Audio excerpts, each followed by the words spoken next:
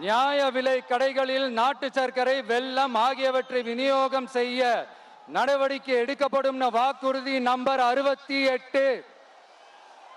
அரசு ஊழியர்கள் மற்றும் ஆசிரியர்களுக்கு மட்டும் இல்ல, போக்குவரத்து ஊழியர்களுக்கும் பழைய ஓய்வூதிய திட்டம் செயல்படுத்தப்படும் வாக்குறுதி நம்பர் 152.